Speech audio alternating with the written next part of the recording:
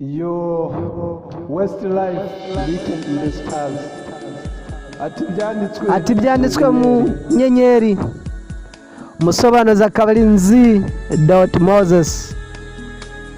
Reka dukomeze turyoherwa rero. Murimbyi aratangira aravuga ngo ati bana nanje ntusinzire vuba. Abamarayika bashobora kutegereza akanya gato. Ati vayo unyegere wibagirwe isi ya hanze, kubera ko mu ijoro turi twenyine kandi birangira ari twenyine, ari nje nawe. Yo, ntabwo byari bikwiriye kuba nk'uku kubaho ntagufite, kubera ko iyo ndebye mu buzima bwanje sanga ari bicencwe gusa. Ntabwo nari nkwiye kuririmba nk'uku ntagufite.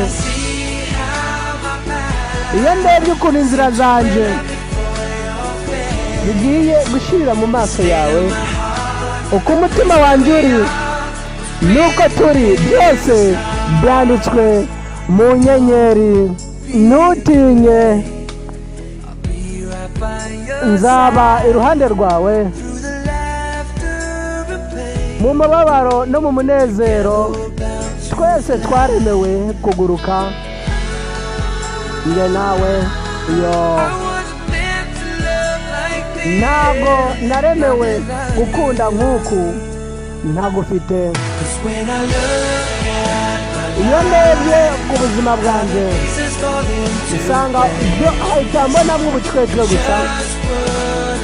Ntabwo nashobora kuririmba tutari kumwe. Ndebye uko inzira zanjye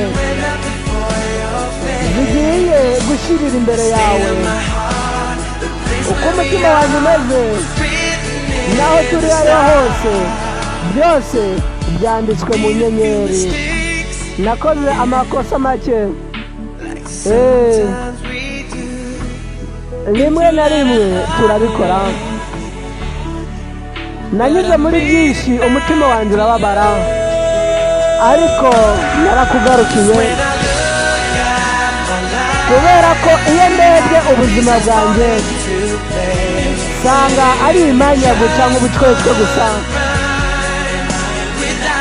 Ntabwo naririmba tutari kumwe.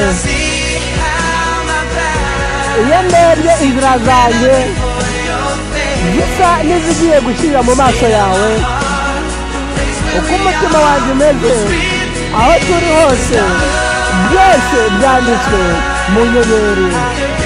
Iyo ndebye ku buzima bwanjye mbona ari ubucwecwe gusa. Ntabwo naririmba tutari kumwe. Iyo ndebye inzira zanjye zisa n'izigiye kurangira amaso yawe, uko umutima wanjye uri, naho turi hose, byose byanditswe mu nyenyeri. Iyo, aho umutima wanjye uri, aho turi, byose byanditse mu nyenyeri. Iyo, turabakunda cyane.